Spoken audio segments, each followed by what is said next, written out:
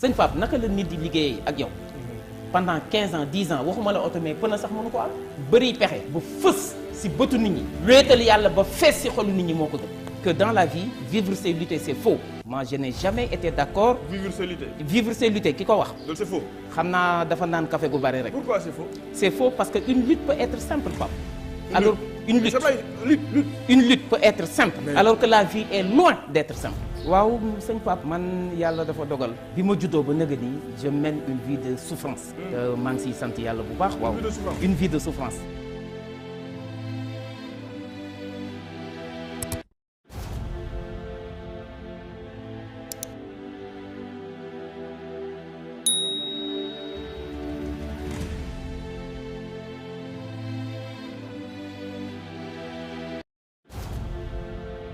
mais nan nga def ak toutes ces difficultés yi nga traversé foofu. mais loolu say incha allah loolu ko doon dundee. gëm ni yàlla mën na lépp ba mu des toroxal jàmm. donc dans la vie il faut apprendre à souffrir parce que c'est dans la souffrance qu'on se carapace c'est dans la souffrance qu'on se surpasse c'est dans la souffrance qu'on dépasse ses limites. alors que la vie j'ai l'habitude de dire dans la vie que dans la vie vivre c'est lutter c'est faux. moi je n'ai jamais été d'accord. vivre c'est lutter ki ko wax. loolu c'est faux. xam naa dafa naan café gu bari rek. pourquoi c'est faux. c'est faux parce que une lutte peut être simple Pape. alors une lutte peut être simple. alors que la vie est loin d'être simple. vivre c'est combattre. dans un combat tu donnes des coups on te donne des coups et tu en reçois. alors si tu frappes moins vite et moins fort on te met KO. la vie te met KO et quand la vie te met KO il te sera extrêmement difficile de te relever. waaye su boobaa xoolal ñi la sopp yaakaar la nga bañ a tas seen yaakaar xool say noonu yi socc ba seen bañ weex ñi fas yéene nga torox loolu moo lay may courage nga jug man sama force moo doon gëm ni benn jour si sama nekk à l'université de Paris fi ma dëkkoon si benn foyer damay nekk en méditation man j'ai médité parce que di méditer ma ni namm njaboot wéttali ko yàllaa ko gën namm njaboot nekk bitim réew sa njaboot nekk Sénégal j'avais laissé mes épouses et mes enfants au Sénégal ma ni yàlla xamloo ma ni namm njaboot wéttali ko yàlla moo ko gën ñeewantal njaboot dénk leen yàllaa ko gën yàkkamti wóolu yàllaa ko gën loolu méditation moo ma ko may méditation moo ma ko may si laa gis ni ndekete àddina c'est pas une lutte c'est un combat la vie c'est un combat ba nga xam te chaque jour quand tu te lèves et que tu sors victorieux ou vainqueur d'un combat un autre combat beaucoup plus terrible et coriace se présente devant toi fan la nit di noppaloo wax ma ko les grands hommes se sont toujours reposés en changeant d'occupation loolu mooy seen repos maanaam je te donne un exemple yow sëñ Pape nga lire ce livre sonn au lieu nga dem tëdd di nelaw problème yi wër la nga tëdd di nelaw da ngay dem seetaan benn documentaire jox ma ci benn exemple maanaam nga lire ba sonn non l'exemple d'un grand homme Barack Obama j'aime beaucoup Barack Obama j'aime beaucoup Nelson Mandela. mais lu la attiré ci Barack Obama. mais Barack Obama c'est un être exceptionnel qui est en train d'irradier le peuple américain. Obama dafa nekk di c'est un homme ba nga xamante ne si il a été construit par les épreuves par les aléas de la vie les soubresauts de la vie les effets extrêmement terribles de la vie il est parti quasiment de rien ndekete Martin Luther King ba mu naan j'ai fait un rêve un jour viendra I have a dream ndekete Barack Obama la doon joxoñ loxo. sëñ Pape àddina ku fi bëgg nooflaay wala bànneex demal nga gasi sa kàmb sa sëgee xam ne yow sa heure day jot na doo fi noppalu doo fi am lu la neex. man am na lu ma marqué ci moom aussi Barack Obama. bi mu wax ni mes discours les plus improvisés sont préparés à plus de 99%. dama doon saan benn documentaire ci Barack Obama ci dundam quoi. mais nga xam ci ngay xam ni yàlla dooleem. parce que ci mariage mixte ci la jógee. à l'époque aux États-Unis d'Amérique.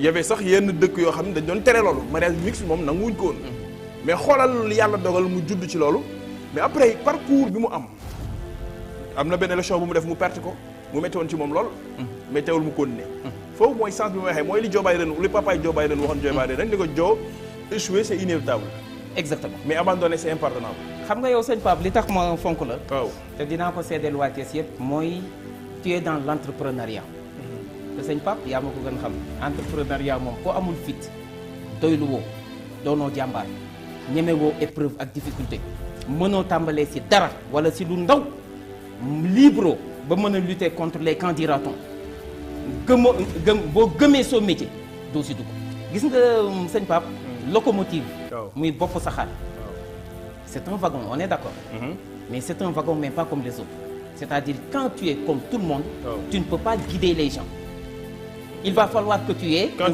quand tu es comme tout le monde maanaam boo melee ni ñëpp mënoo leen a yóbbu fenn wolof léegi ko sëñ Pape lu mu wax ku la sutul du la mën a may kenn. kuy def li ñëpp di def yam fi ñëpp yam. yam fi ñëpp yam kuy def li ñëpp di def yam fi ñëpp yam. waaw ku la sutul aussi du la may kenn. est-ce que xam nga ni bu ñëpp sonnee. waaw baisser les bras yow mi sonn ni ñoom mais nga surpassé wu def un effort exceptionnel excédentaire yow yàlla daf lay yéegi ci kaw gars yi. foofu la àddina toll. boo koy leader bi. est-ce que xam nga ni le plus grand chantier actuellement dans le monde c'est soi-même. Soi-même. Soi-même. Maanaam investir sur soi-même. Investir sur soi-même être vigilant par rapport à soi-même avoir une culture du leadership et de l'entrepreneuriat. Gis nga seen papa nit ki gën a màgg tey ci àddina. waaw ki nga xam ni bu génnee ndiiraan. waaw mbumbaay topp ko. mas naa wéet ci dundam ba mel ni néew ci biir bàmmeelam. waxaatal loolu. nga ni ki gën a influence ci àddina bi. ci àddina bi waaw. ponkal mi nga xam ni bu génnee nit ñi topp ko ndiiraan topp ko mbumbaay topp ko. billahi mas naa wéet ci dundam mas naa wéet dans sa traversée du désert ba mel ni néew ci biir bàmmeelam. c'est excellent.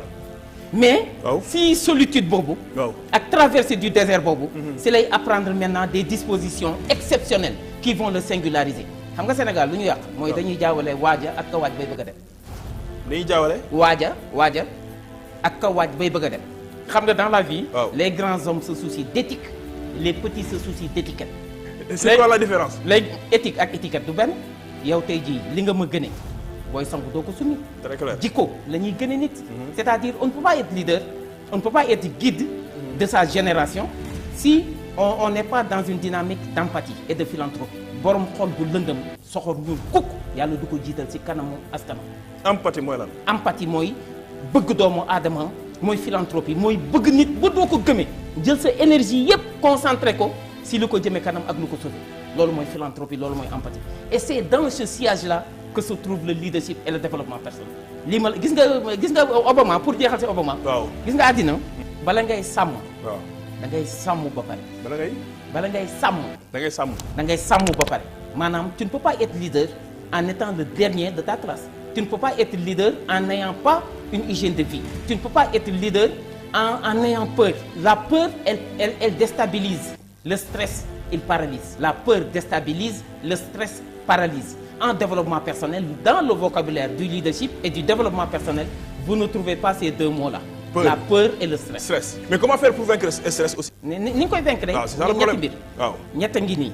Toute personne qui ne les a pas, elle doit se décarcasser, vraiment tout, remuer ciel et terre, même s'il le faut, pour les avoir. Et une fois qu'il les a eus, il va falloir qu'il les sauvegarde jusqu'au fin fond de sa conscience. Li ma bëgg a fa mooy l'indépendance, la liberté et la discrétion. loolu koy may. Indépendance li la koy mooy góorgóorlu ba bañ a wékku ci sa ndey ak sa baay di dund mooy nga daan sa doole. Cheikh Ibrahima Fall nee na lépp lu ñàkk di may rus naa ko ñaan suñu borom. jërëjëfati loolu mooy indépendance. C'est le fait de vivre à la sueur de son front.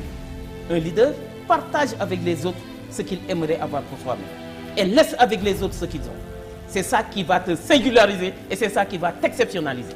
Vivre à la sueur de son front comme ni nga ko résumé. ba bokk ak ñoom li nga yor li ñu yor nga bàyyi ko ak moom.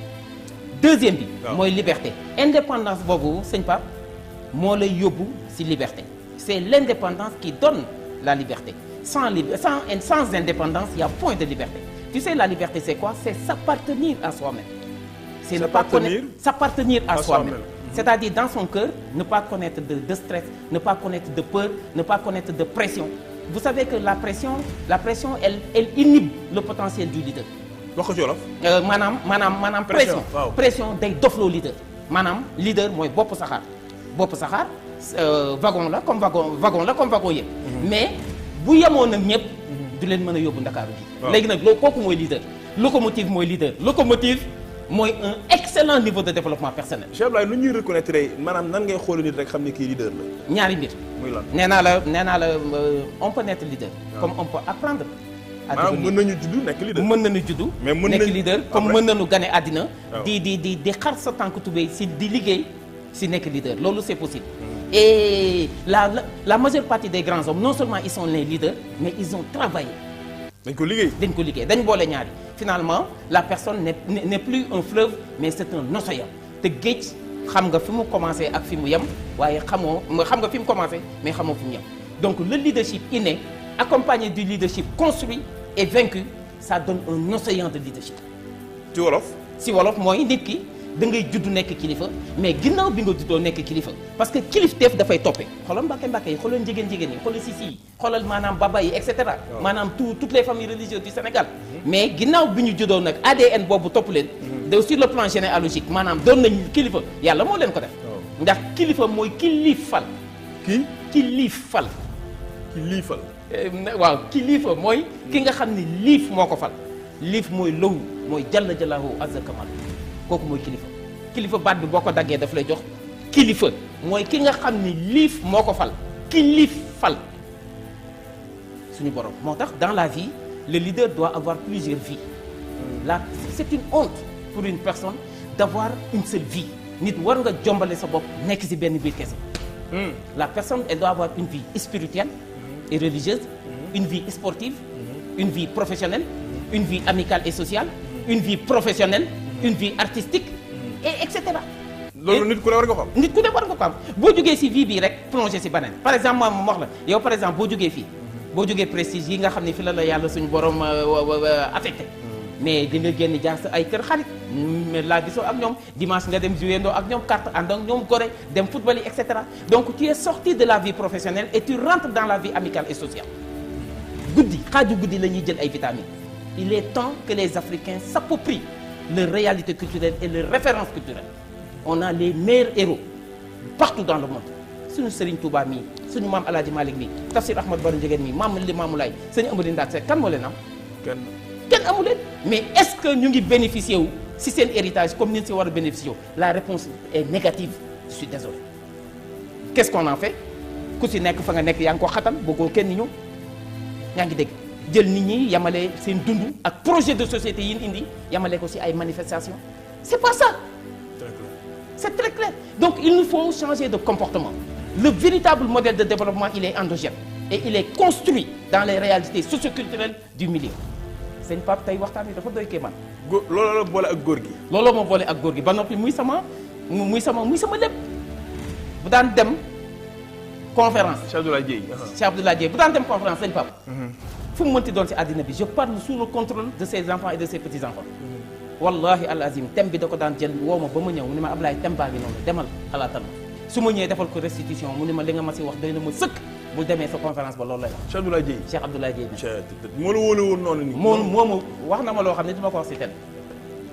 billahi wal kitaabi wax na ma loo xam ne du ma ko wax si télé parce que nag du lépp la ñuy wax. le développement personnel. le développement personnel xam nga da nga ma posé question bu am solo. waaw nee nga ma comment entreprendre. waaw. suñu pap ku amul fit. waaw. amul fulla. waaw. amul fayda. waaw. gëmul xam-xam. mënul partir de zéro ou de rien. waaw. maanaam amul le goût de l'audace. waaw. amul le sens du risque. mënul entreprendre. yëpp ko amul mënul entreprendre. mënoo entreprendre. entreprendre ça commence par apprendre. par sëñ Pape. par apprendre. Entreprendre commence par apprendre. déggoo ma de. Entreprendre commence par apprendre. Si tu n'apprends pas, si tu n'es pas adepte du savoir, si tu n'es pas adepte du savoir entrepreneurial, tu ne peux pas être un bon entrepreneur. Si tu n'es pas libre, si tu n'es pas ouvert, si tu n'as pas un sens humain et relationnel assez développé, si tu n'aimes pas le travail en équipe, si tu n'es pas ouvert, si tu n'as pas le sens de l'écoute, si tu n'es pas empathique et philanthrope, tu ne peux pas apprendre. mais loolu la yàlla waxoon yonent bi sax law kunta fazzan alizan qalbi lan faddu min hawlik. boo doon tëju wala nga sévère wala ngay ñàngal sa kanam gars yi duñ ñëw. loolu la ko ils se seront détournés de toi. ils se seront détournés de toi. njiit. wallahi al azim nee naa la sànq Sénégal dañuy jaawale waaja ak ka waaj bay bëgg a dem. yow tey jii dem nga màkk ñëw nga man musuma dem màkk du ñu bett man chaque année ma waaj gunge gars yi ba angaar ba. dëgg la de. gunge gars yi ba angaar ba sëñ bi ñëw. waaw mënumaa yóbbu kenn màkk. mais yow mi dem demaat ñëw dem 19 fois. waaw mais sëñ bi ku la neex yóbbu ko màkk ku ànd ak yow màkk du réer du jaaxle. kon bu ñu jaawalee waaja ak ka waaj bay bëgg a dem waaja mooy le leader waaja mooy l'entrepreneur. Entreprendre ça commence par apprendre. quand tu maanaam boo amul fit. est-ce que xam nga ni sama wéjuru jigéen tey. bis bu liggéeyoon sama kër baay sonn fa lool. te man aw ma fit sëñ Pape liggéey ba du ma si jot. ah gars yi dañ naan seen ndey liggéey na ko seen ndey liggéey mais ça ne suffit pas. loolu dayul. kuddu gii tax nga jot si mais mooy fit. fit lu tax leader war a am. Pape man bi ma yàlla dimbali na bi ma ganee àddina ba nëgë ni li ma jotoo am ak as néew donte amaguma dara j'en suis à mes débuts. walaay yàlla seetlu na ko ak yonent bi sallallahu alayhi wasallam. mais bëri na lu ma réaliser fit moo ma ko may. fit man boo génne woon gaynde si mbedd bi ñeme naa ko ruuf. man fit moo lay may loolu. man Ablaye Dieye fit il faut nga am fit. entreprendre sëñ Pape ça commence par apprendre. àddina noonu la vie d'un homme d'un grand homme elle est saccadée par un ensemble d'épreuves. parce que Imam Ghazali def ni plus le but est noble et élevé nombreuses en sont les étapes et les obstacles difficiles. nit ki kéem la nga bëgg. waaw na mu amee maanaa. te am solo te baax te rëy. jaar-jaar ya noonu lay bare jafe-jafe yi métti lool. y a pas un saint peureux. y a pas un saint envahi par le stress. y a pas un saint qui ne contienne pas la pression. yàlla du yónni yambar. wala yi. wallahi al azim tapet amu fa. seen kuréel tapet amu fa. est-ce que xam nga ne yàlla musul yónni am yambar wala ko ragal. entreprendre ça commence par l'acquisition de la connaissance. entreprendre c'est apprendre. Dans le passé pour être riche et respecté qu'est-ce qu'il fallait? Il fallait beaucoup de terre, beaucoup d'enfants, beaucoup d'épouses, beaucoup de greniers remplis, etc. C'est ça qui symbolisait le positionnement social de la personne dans la société à laquelle il appartenait, elle appartenait. loolu moo doon mandargaal dayooy doomu aadama. en ce 21e siècle. loolu wonni na. wax la lu xew léegi. xam-xam. Le savoir donne l'avoir, l'avoir nous mène au pouvoir. Le savoir donne l'avoir, l'avoir nous mène au pouvoir. Je te donne un exemple. Youssou Ndour. Savoir artistique, super étoile. Beaucoup de concerts. Participation à de grands événements. Avoir beaucoup de milliards. L'industrie du futur. IGFM, King FM, RFM, etc. Mais c'est ces milliards-là, fait que ma si boole. dëgg la de. léegi nag xam-xam moo xew. waaw xam-xam moo xew sëñ Pape. te demain ça a commencé il faut des réseaux il faut appartenir à des réseaux utiles te on est en phase transitoire mu ngi mel ni nga jógee fii bëgg a dem fii il faut nga yéeg fii lañ toll maanaam il faut et le savoir et des réseaux da ngay am xam-xam ba noppi bokk ci ay kuréel yu am maanaa yu am fayda. maanaam fañ jëm ko amul xam-xam bokkoo. ku amul xam-xam wala xamuñu la bokkoo. ñaar yooyu. Dans la société dans laquelle nous évoluons aujourd'hui en ce 21e siècle celui qui n'a pas le savoir celui qui n'a pas des réseaux qui n'appartient pas à des réseaux utiles mais xamuñu la doo compter tu es un sous-homme un sous-individu. xam-xam am na solo. xam-xam mooy lépp xam-xam mooy tabax àddina. moom la arab bi waxoon ni xam-xam ay fekk ku kenn tegul fenn mu yëkkati ko ba ca kaw. Seydi Hadji Malick wax na ko. réer fekk ku ñëpp tegoon ca kaw moo ci ko ba ci suuf. sa maam Alaaji Ahmad Baro Njëgeen bi mu jógee Saalum ñëw Thiès dani damay wuti loo xam ni su ma si nee niig sama loxo àddina dina defaru yomal xiyaam dina defaru ñu ni ko loolu lan la Njëgeen mu ni mooy xam-xam. ah maa la ko wax. maam Alaaji. maam Alaaji Ahmad Baro Njëgeen. way jur maam Alaaji moo waxoon loolu. damay wuti loo xam ni damay gàddaay dafa gàddaay. waaw dans des conditions extrêmement difficiles. ni maa ngi dem. bàyyi ndey bàyyi nguur bàyyi bàyyi mbokk bàyyi alal bàyyi suuf bàyyi nguur daal di jaar fi mu jaar ba ni mu accès Tëngéej def fa 20 ans mais destination finale la mooy Kër Mamelage ñu ne ko looy wuti mu ni nit da ngay xam li ngay dundee damay gàddaay wuti loo xam ni bu ma si tegee sama loxo addina dina defaru yomal xiyaam dina defaru ñu ne ko loolu la lan Njëgeen Mamas mu ni mooy xam-xam. gis nga sëñ Pape. bâtiment bii ñu nekk nii.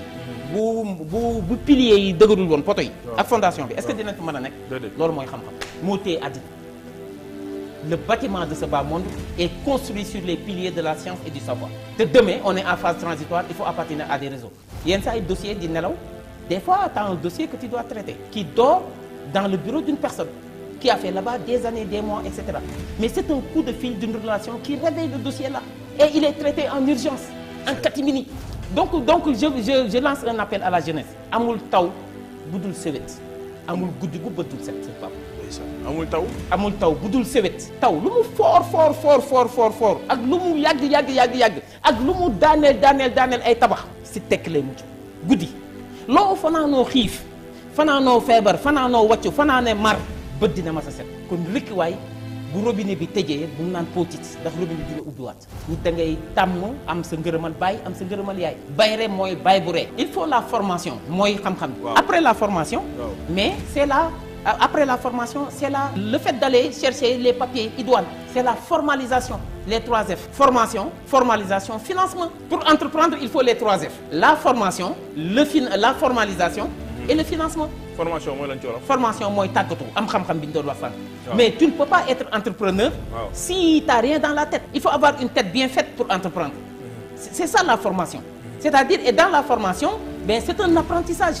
Aussi bien des connaissances établies de manière rationnelle, mais l'apprentissage de la vie. Il faut allier savoir-faire et savoir-être. Je marche sur la jambe du savoir-faire et sur l'autre jambe, c'est la jambe du savoir-être. Savoir-faire ci wolof. Savoir-faire mooy man-man mooy xarañte mooy xam-xam. Savoir-être mooy jikko ju rafet. Mais sëñ bi lu ne nit dina ko toroxaale ba mu des ñaari biir. jikko ju baax ak xam-xam. lu ne nit mën nañoo boole nit ak lu mu am. toroxal ko ba mu des ñaari mbir. jikko ju rafet kenn du ko am di torox xam métier kenn du ko am di torox.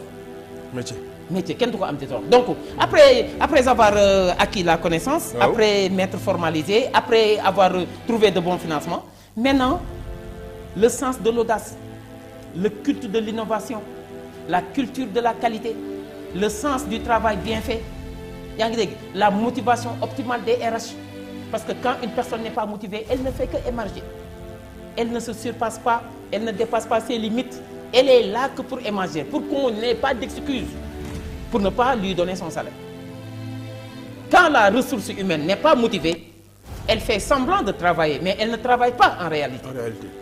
C'est-à-dire, lorsqu'elle quittait son domicile au petit matin, elle a ouvert son réfrigérateur, y a placé son cœur. Elle est venue vide à l'entreprise. Mais quand la personne elle est motivée, elle vient à l'entreprise avec son cœur, elle est entière, elle sourit, elle plaisante, elle partage ses connaissances. Nan nga koy motiver? Nan nga koy motiver de 2 manières. Une motivation d'abord symbolique et une motivation financière.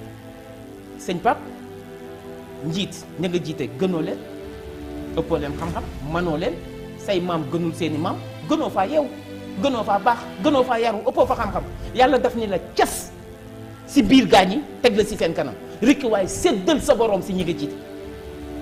Et je parle de manière générale. Je parle du chef d'entreprise. Kon descends à la base. Ne cherche pas un escalier dérobé. Ne cherche pas, je ne sais pas, à exprimer une certaine hauteur qui n'est pas méritée. Tu ne dois pas te placer au-dessus des gens. Reste simple et courtois, comme l'a dit M. Kebambe dans sa célèbre lettre destinée à Abdoul. Et c'est ça la motivation symbolique. Mooy yëgal nit ñi yëg li ñuy yëg te di taxaw ci seeni soxla. Mooy motivation symbolique. Mooy motivation symbolique. Maanaam yow nit ñi yëg leen. Cette motivation symbolique là, elle est extrêmement importante. wax la lu wolof wax koo yëg koo teral tëral ko koo toroxal toxal ko koo teral tëral ko koo toroxal toxal ko. dafa mel ni Mandela yoroon na jikko jooju. Mais bien sûr Nelson Mandela est-ce que xam nga ni mësul interrompre nit kuy wax ak moom. ah Nelson Mandela. waaw man j'étudie la vie des grands hommes man li ma yor ci ay téere qui traite de la vie des grands hommes xaw ma sax nu mu toll. Nelson Mandela il n'a jamais interrompu quelqu'un qui lui parle. Quand tu t'adressais à Nelson Mandela il avait un sens de l'écoute extrêmement développé. Sens de l'écoute lu am sens solo de l'écoute lu am solo la. Est-ce que xam nga ni Pape on n'interrompt pas une personne qui parle. ah maanaam nit ki ñëw di wax ak yow. nga di ko dof rek ko koy def. maa la ko wax parce que yaa ngi koy wan ni li ngay wax maa la ko gën a xam wala maa la gën a muus gëm sa bopp. c'est ça xam nga àddina bi. ñun on n'a pas besoin d'aller boire ailleurs. on a tout on a une eau douce de source qui peut vraiment nous servir de boisson. Très clair. Malheureusement léegi koo gis ci ji tubaab yi tali yi xatul kër yi xatul xol yee xat. yaa ngi woon ci motivation bi de. maa ngi si deuxième forme de motivation. Waaw. La motivation financière. Sëñ Pape naka la nit di liggéeyee ak yow pendant 15 ans 10 ans waxuma la oto mais pën sax mënu ko am. waaw léegi moom. liggéeyal la ba sonn. liggéey la ba sonn. ku ko gis yërëm ko ba tas ku ko gis yërëm ko. waaw yanu ay barre de fer wala mu toog sëñ bi ba am ay hémorroïde waxuma la oto mais pën oto mënu ko am. Tu penses que ça c'est normal? Motivation financière, ça passe par l'établissement d'un certain nombre de primes, un salaire correct et décent, régulier et ponctuel. Ça fait quoi? Fait partir les virements le 22, le 25, pour que le 30 pile ou le 31 pile, que l'employé dispose de son salaire. Et qu'il a un esprit désembouteillé, allégé. il va entamer un nouvel mois avec un nouvel état d'esprit. xel mu dalay liggéey. xel mu dal mooy liggéey sëñ bi mais il y a des gens qui ne payent pas qui ne motivent pas mais qui entretiennent la personne pour qu'elle ne meure pas. docteur yaa ngi wax lu yéem. dëgg la de. yow dañuy calculer say charges yi ba xam ni yow. sëñ bi 250 000 nga soxla si maanaam si mois bi bu ñu calculer sa lépp. dañ lay kii ba xam sa lépp ni ñu ngi 250 000 ñu tegal la sa benn 5 000 boo def weccet. fay la 255 000. mais on te promeut pas on t'entretient on te motive pas on ne fait que t'entretenir pour que tu ne meurs pas. C'est la raison pour laquelle il s'est établi ce qu'on appelle le burn-out, le turnover. yaa ngi dégg le nomadisme professionnel. Les gens ils te disent chef j'ai un deuil j'ai un décès c'est pas vrai c'est pour aller répondre à un entretien d'embauche. Très clair. xam nga communication elle est extrêmement importante. Sans la communication il y a aucune performance il y a aucune cohésion il y a aucune implication. Est-ce que tu sais que Pape les deux guerres mondiales on a déployé toute l'artillerie militaire internationale mais les deux guerres n'ont pas pris fin.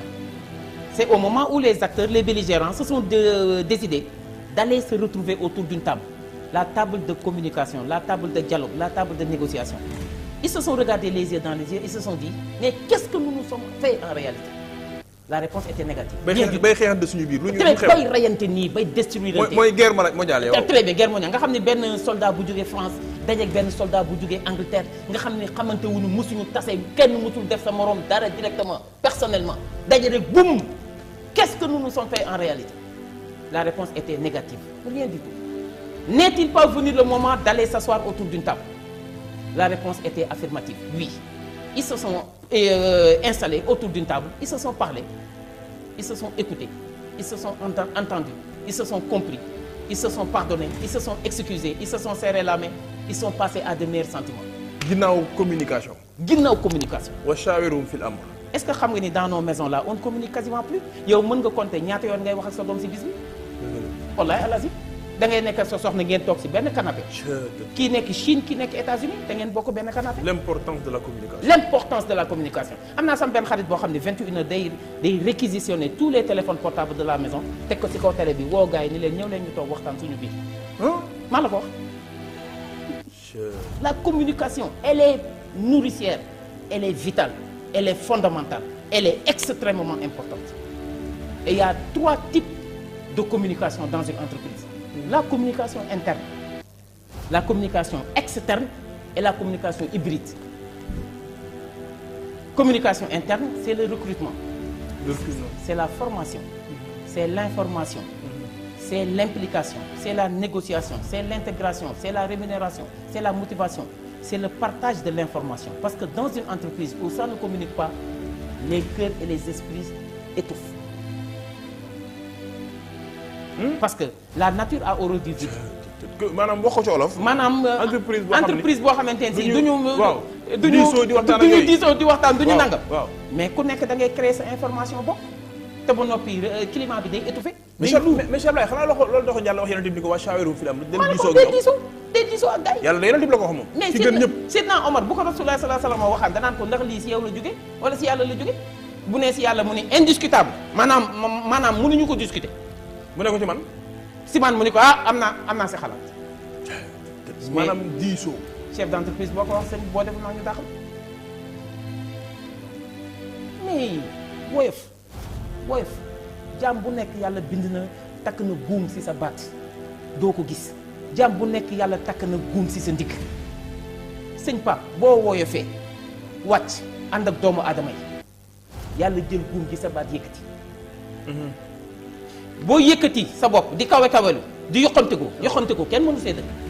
mën naa jug fii léegi taxaw yoxamte ko mais may naa la 3 minutes pas mu wàcc.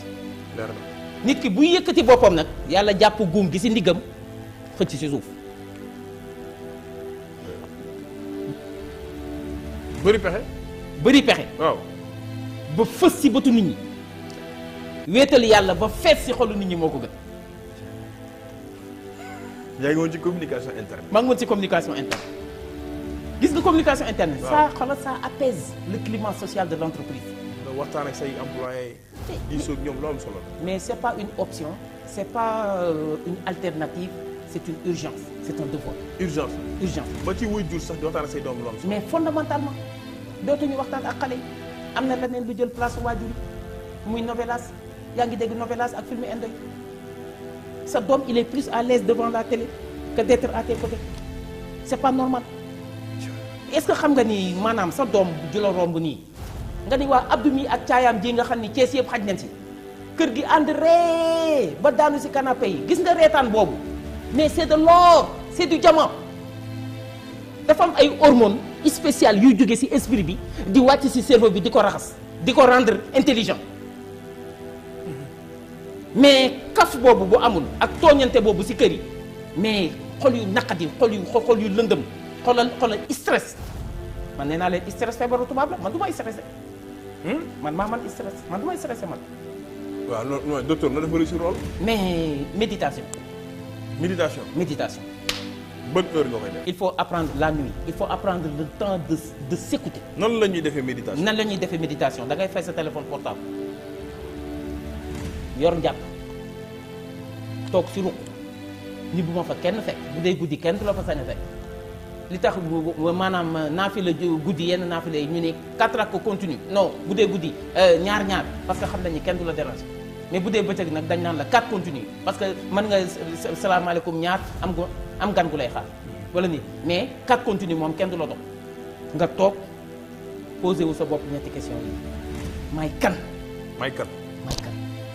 may kan du Modou Ndiaye de may kan du Pape Thioune réponse bi du Pape Thioune de réponse bi du Abdoulaye Idrissa Dièye may kan mooy man lan laa wut si fii si àddina li ma fii wut si lan moo ma koy may di ma ko yombal lan moo ma koy xañ. ñetti questions yi loolu la. ñetti questions yi loolu la may kan. waaw. lan laay wut si fii si àddina mooy lan laay wut si man fii si àddina hasard amul le hasard c'est l'ignorance de la cause le hasard n'est que l'ignorance de la cause quand on ne connaît pas la cause on incrimine le hasard may kan lan laa fi wut si. question benn mi noonu beneen bi li ma fiy wuti lan moo ma koy yombal lan moo ma koy may. ñoo laaj sa bopp loolu. nga laaj sa bopp loolu. lan moo ma koy may lan moo ma koy may lii ma bëgg. je veux être le président de la République du Sénégal par exemple wala je veux être un directeur de société par exemple. mais loolu wan yoon laay jaar ba àgg sax lan moo ma koy may mais faaw ma jàng faaw ma yaru faaw ma sàmm faaw ma bëgg xam-xam faaw may déglu RFI faaw may lire la lecture. Ben, ça développe la maîtrise de l'orthographe. Quand je lis, je photographie les mots. Au besoin de les réécrire, ils sauteront tout seuls. nee naa la chantier bi gën a mag jamono ji ñu toll nii. moom sa bopp. léegi mooy lan après lan laa fiy wut si nan laay def ba am ko. nan laay def ba am ko waaye. yaa ngi ci méditation bi fu mu toll noonu. maa ngi si méditation. waaw waaye lii ma bëgg. waaw mais lu ma koy xañ. lan moo ma koy xañ. lan laay def ba ñàkk ko. lan mooy li nga xam ni bu ma ko defee wan yoon wi nga xam ni su ma fa jaaree mais li may wut du ma ko am sa xel daf la koy jox parce que quand tu médites tu te dégonfles lorsque tu médites dafa mel ni bal boo peeral xam nga ngelaw la dem. waaye beneen ngelaw lu bees moo ñëwaat gis nga boo méditer ba pare. waaw beneen nit ngay nekk. lan moo ma koy xañ. lan moo ma koy xañ. après loolu nga identifier ko. waaw di ko moytu nag. di ko moytu. foo toll di ko moytu am ñaar yooyu ci sa kanam. may kan lu ma fi wut si lan moo ma koy may lan moo ma koy xañ. te loolu boo ko defee. volant baa ngi noonu docteur di nga am réponse. mais volant baa ngi noonu toog nga ci chaise bi mais volant baa ngi noonu 9h15 may kan lu ma fi wut si li ma fi wut si ak li ma bëgg lu ma koy may 9h mais li ma bëgg ak fa ma bëgg a àgg lan moo ma koy xañ écart ma téye bu baax di daw. mooy tax a àgg fa nga jëm. mooy tax a àgg fa nga jëm te surtout Pastef